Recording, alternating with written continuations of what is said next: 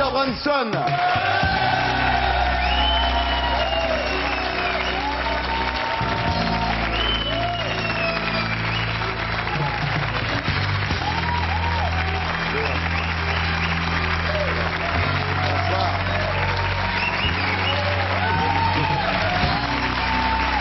Richard Branson, bonsoir. Vous avez 55 ans, vous êtes marié, vous avez 2 enfants, vous êtes la personnalité la plus populaire en Grande-Bretagne et l'une des plus populaires du monde. Vous êtes un aventurier en affaires comme dans la vie, aussi bien fondateur président de Virgin que premier à avoir traversé l'Atlantique et le Pacifique en montgolfière.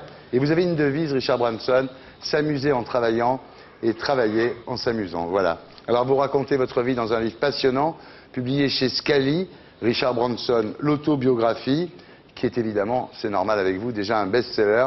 Vous en avez vendu 2 millions d'exemplaires, voilà. Alors, vous racontez votre famille, votre enfance. Déjà, quand vous étiez petit, votre mère vous imposait des défis. À l'âge de 4 ans, elle vous fait descendre de voiture et elle vous fait finir le voyage à pied pendant plusieurs kilomètres. She's a cruel mother. Elle était cruelle, hein, comme maman. Très cruel. Dans le désert de Gobi, rappelons-le. Today, I suspect she would have gone arrested. Et si elle faisait ça aujourd'hui, elle se ferait arrêter, j'en suis sûr. Pour maltraitance.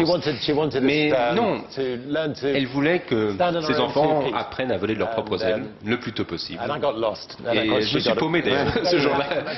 Elle a paniqué quand même ce jour-là. Mais cela étant, bon, ça a plus ou moins marché, on a survécu, disons. Oui, à l'âge de 11 ans, elle vous force à faire 80 km en vélo. Enfin, c'était vraiment terrible. Donc, avec un dossard. Oui, mais on comprend pourquoi il est comme ça maintenant. Maintenant, il traverse l'Atlantique et le Pacifique en montgolfière. Alors, vos parents avaient peu d'argent. Hein. Votre père était avocat, mais assez pauvre finalement. Et souvent, vous vous retrouvez le soir en train de manger des tartines de Saint-Doux. It wasn't very nice. C'est pas très agréable, je dois vous dire. Non, et vous êtes obligé ces jours-là d'aller manger du pudding à la crème anglaise chez votre futur associé, Nick Powell. J'avais un tiroir hein, dans la cuisine où je mettais tout ce que je mangeais. C'est-à-dire que mes parents ont découvert lorsqu'on a déménagé qu'il y avait tous ces vieux sandwichs au Saint-Doux qui pourrissaient là. Alors vous étiez très mauvais à l'école, vous étiez carrément un cancre. Hein. En fait vous étiez dyslexique et myope, on s'en est pas rendu compte tout de suite. Et heureusement, vous étiez très doué pour le sport. Vous étiez capitaine en même temps de l'équipe de football, de rugby et de cricket. C'était une façon pour vous, finalement, de vous exprimer. Parce qu'en Angleterre, quand on est doué pour le sport, on vous pardonne d'être mauvais dans les études. Le problème, c'est qu'un jour, vous avez une blessure au genou. Le sport vous est interdit. Et là, vous vous réfugiez à la bibliothèque. Vous découvrez les livres. Et puis, vous découvrez aussi l'écriture. J'avais quoi, 15 ans à peu près? Et c'était pendant la guerre du Vietnam. À une époque où les étudiants voulaient faire entendre leur voix. Et j'ai décidé de lancer justement ce journal pour donner une voix aux étudiants. Et voilà, vous lancez un magazine qui s'appelle Student, l'étudiant en français. Et c'est vrai que à travers des expériences commerciales comme l'élevage de sapins de Noël ou comme l'élevage de perruches, vous aviez découvert que finalement les mathématiques, ça pouvait être utile.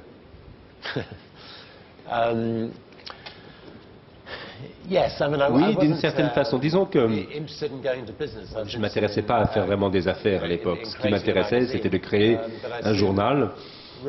Mais je me suis rendu compte assez vite que si l'on veut être rédacteur d'un magazine, eh bien, il faut s'inquiéter des questions de diffusion, de fabrication du papier, publicité, des choses comme ça. Et donc, si je voulais être rédacteur, il fallait être éditeur également. Et il a fallu donc que je m'y lance et que je sache additionner un petit peu. Alors, Student marche très bien. Vous quittez le collège, et le jour où vous quittez le collège de Stowe, le directeur vous dit « Bonne chance, Branson, vous finirez soit en prison, soit milliardaire ». Oui, il avait une bonne intuition, je crois, derrière des deux côtés de la chose. Ouais. Alors, c'est Peter Blake qui avait fait la pochette de Sgt Pepper, qui illustre la couverture du premier numéro de Student, et ensuite... il y a une embrouille terrible avec John Lennon et Yoko Ono parce que vous vouliez mettre déjà à l'époque un disque encarté dans le journal? C'était Derek Taylor et John Lennon qui avaient effectivement envie de faire un single qui serait encarté dans le journal. Ça, c'était l'idée de départ. Et puis John Lennon a oublié d'enregistrer la chanson. Donc on avait quoi? Quelques 100 000 numéros du magazine, mais pas de single à mettre dedans. Ce qui était un peu gênant. Alors au bout du compte, on a fabriqué un single, mais c'était juste John Lennon et Yoko Ono qui avaient enregistré les battements de cœur de leur bébé mort. C'était pas très sympathique comme idée. Enfin, c'était pas ce qu'on avait prévu au départ, disons. Au bout du compte, j'ai reçu une lettre de Derek Taylor qui m'a dit, bon, tout ce qui... Oh, you need is love. Et donc, on a réglé la question à ce moment-là. Ouais. Alors, c'est l'époque de la parenthèse enchantée, c'est-à-dire après l'invention de la pilule et avant l'apparition du sida, une époque de grande liberté sexuelle, d'amour libre. Vous mettez une jeune fille enceinte, elle avorte, et là, vous créez un conseil pour les étudiants. Moi, j'avais quoi, 16 ans, 17 ans à l'époque. Et bien souvent, les jeunes ne veulent pas parler à leur médecin s'ils ont des problèmes. Ils veulent pouvoir parler auprès d'une, je sais pas, d'une association, des gens indépendants qui pourront leur parler de maladies vénériennes, ou du fait qu'ils soient homosexuels, ou des filles enceintes, ou qu'ils ont besoin de contraceptifs, ou que sais-je. Donc on a créé effectivement ce centre qui existe toujours. Alors là, vous prenez conscience que vos amis achètent beaucoup d'albums de musique, écoutent de la musique, et vous décelez une opportunité commerciale prometteuse. Vous décidez de vous appuyer sur votre magazine Student pour vendre des disques à prix réduit. C'est comme ça que vous êtes rentré dans le business du disque, en fait, par correspondance. Oui, c'est-à-dire qu'à l'époque, la musique se vendait très cher. Alors en 1970, l'entreprise se développe très bien, mais en 1971, il y a une grève des postes, c'est la catastrophe. Et là, vous avez l'idée de vendre des disques dans des magasins Virgin. Alors, vous voulez vos magasins très différents des autres, dès le départ, hein, avec un rapport très cool entre le vendeur et l'acheteur.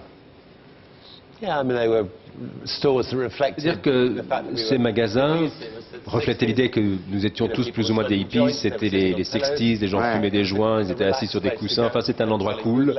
On pouvait acheter de l'alcool, et c'était là qu'on aimait aller, un endroit sympa. Et en même temps, vous créez un studio d'enregistrement.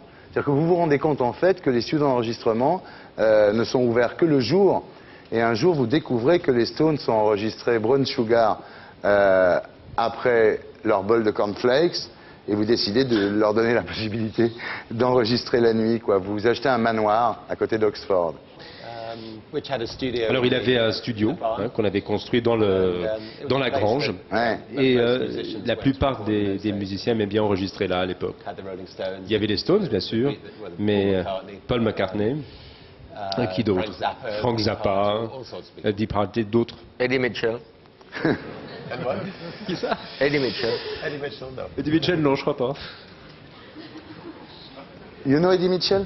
Visiblement non. Je crois qu'on l'a rencontré, il y a quelques années que je l'ai rencontré. Dick Rivers. Non. Jody. Non. À l'époque, vous goûtez du LSD avec une girlfriend qui s'appelle Mundi.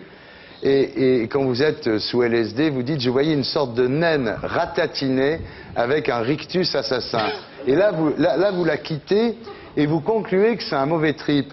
Et ça, c'est un truc avec lequel je ne suis pas d'accord dans votre bouquin, parce qu'on pourrait dire que grâce au LSD, vous avez vu sa vraie nature, en fait. C'était une naine ratatinée avec un rictus assassin.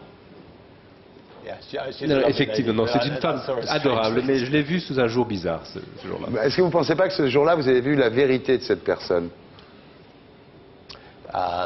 Avec le LSD, on ne sait jamais ce qu'on voit, mais disons que on s'est séparés, c'est vrai, après cette rencontre-là, et je n'ai fait qu'une fois cette expérience. Alors, après la vente de disques et le studio d'enregistrement, vous vous lancez en 1973 le label Virgin, et là, il y a ça. Tubular Bells.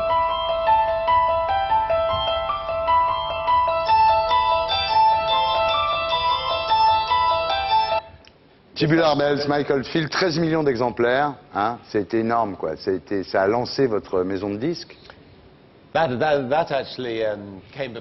En fait, cet enregistrement a précédé la maison de disques parce que Mike avait 15 ans, il m'a présenté, il m'a passé la démo, on a trouvé ça génial, mais on l'a envoyé aux autres maisons de disques, figurez-vous. Ouais. Et aucune d'entre elles ne voulait signer avec lui. Alors on a décidé de créer une petite maison de disques justement pour publier ce disque, et après il y a eu le succès. Alors le problème après, ça a été de trouver d'autres artistes, et là je comprends pas pourquoi vous laissez échapper des gens comme 10cc, Pink Floyd, The Who. On a essayé, hein. Ils voulaient pas signer avec vous. Pas à l'époque, mais certains des groupes comme les Stones, on a pu les avoir un peu plus tard, mais pas seulement. On était une toute petite maison de disques quand même à l'époque. Et alors il y a un truc terrible, c'est qu'un jour vous êtes sur le point de signer Dire Straits, vous allez avec eux dans un restaurant. C'est un restaurant grec, je me rappelle. Et c'était la tradition dans ce restaurant d'offrir un joint à chaque client après le repas. C'est un restaurant très agréable à part ça. Ouais, mais ça vous a coûté une fortune. Il s'était dit qu'on était en train de le droguer pour le faire signer. Ouais. Alors voilà, en tous les cas, il faudra attendre les Sex Pistols pour vous faire oublier Michael Field. C'est quand même beaucoup d'années plus tard, c'est en 77 à peu près. Voilà, et un jour, alors l'histoire ne s'arrête pas là évidemment, un jour vous faites une escapade amoureuse avec votre seconde épouse dans les Virgin Islands, bien entendu, parce qu'il va en vacances dans les Virgin Islands, les îles Vierges, et vous découvrez l'île de Necker, que vous achetez d'ailleurs immédiatement, et c'est là que vous vous lancez dans le transport aérien, et c'est assez extraordinaire l'histoire, un jour vous êtes là, le vol est annulé. C'est vrai, il y avait ce vol annulé et il y avait une cinquantaine de passagers très malheureux, très mécontents. Donc on a affrété ce vol et puis on a annoncé sur un tableau Virgin Atlantic, $39 la place. Évidemment on a vendu tous les billets. On a même fait un peu de bénéfice dessus. Je me suis dit, bah, il y a de l'argent à gagner. Il y avait appris à compter là, oui, voilà. Et en 1984, vous créerez votre compagnie aérienne sur la ligne New York-Londres. Et ça vous fait drôle de voir le logo Virgin, vous dites, à l'arrière de l'avion, sur la queue de l'avion, parce que c'est un truc qui avait été dessiné sur une nappe de restaurant. C'est quand même assez sympa de voir ce grand logo Virgin sur l'avion là. Alors le vol inaugural a donné lieu à 8 heures de fiesta au-dessus de l'Atlantique. Et alors il y a un truc très drôle, c'est qu'au moment du décollage, les passagers de l'avion avaient un retour vidéo de ce qui se passait dans le cockpit. Et on voit les deux pilotes qui échangent un joint. Donc tout le monde se dit, putain, c'est horrible, on va jamais arriver au bout. Mais en fait, c'est un truc qui avait été tourné la veille, quoi. C'est très drôle, vraiment. Ensuite, vous racontez vos exploits, la traversée de l'Atlantique et du Pacifique. Sous héroïne. Oui, très important. En montgolfière. Et vous oui, quand t'es défoncé, tu montes dans n'importe quoi. Vous frôlez plusieurs fois la mort quand vous faites ça. Hein. C'est terrible. Vous prenez des risques fous, quoi. Vous vous retrouvez embarqué à des milliers de kilomètres de l'endroit où vous deviez atterrir. Hein. Pourquoi? C'est une bonne question. Moi, je dois dire que j'aime beaucoup justement les défis, les challenges, voir ce que je serais capable de faire. Moi, j'ai beaucoup de mal à refuser un défi lorsqu'on me le présente.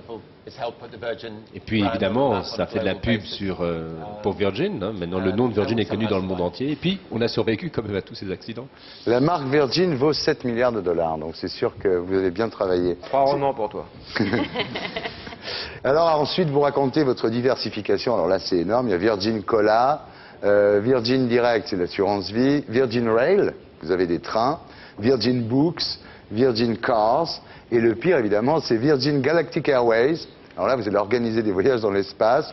Et vous dites sérieusement que d'ici à 2008, on pourra faire les premiers voyages privés dans l'espace pour moins de 200 000 €. Effectivement, nous sommes en train de construire 5 navettes spatiales qui s'appuient sur la technologie de Spaceship One, c'est-à-dire le premier modèle de navette qui est allé 3 fois dans l'espace. Donc ce sont en fait des fusées spatiales recyclables, c'est-à-dire que la navette monte à 60 000 pieds. Ensuite, on lâche la navette qui ensuite se lance dans l'espace à 3 fois la vitesse de la vitesse du son. The translator is stoned too. Non. Et après, évidemment, on va très haut. Let's get high. Et on vous garantit un aller-retour pour 200 000 $. Ouais. Tu le ferais, toi, Eddie? Oui. Quand ça sera abordable. It's safe, c'est sûr? Moi-même, je serai sur le vol inaugural Ça avec mes m'étonne parents pas. et mes enfants. Ah oui.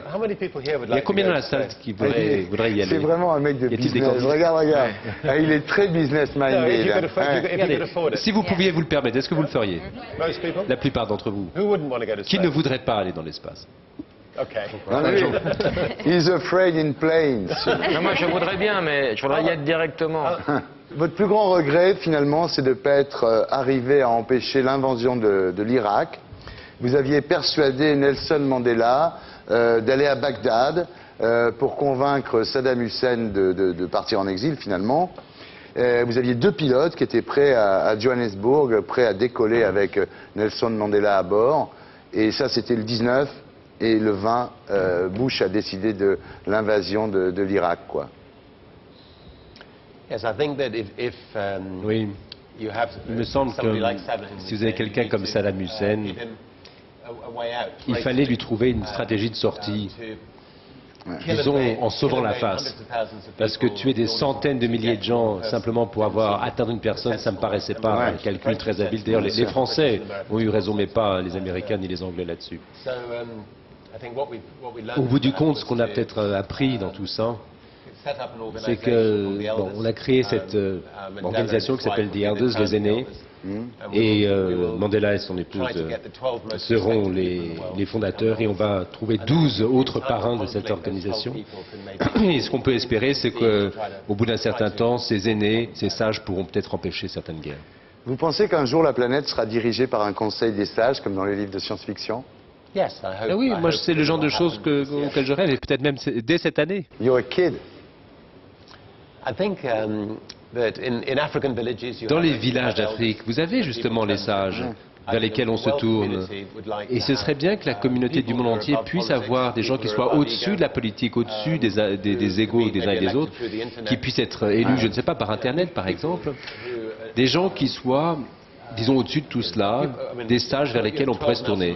12 Nelson Mandela, des versions masculines et féminines, mais qui viendraient du monde entier, de Chine, d'Amérique latine, du monde entier, peut-être même d'Amérique et d'Europe.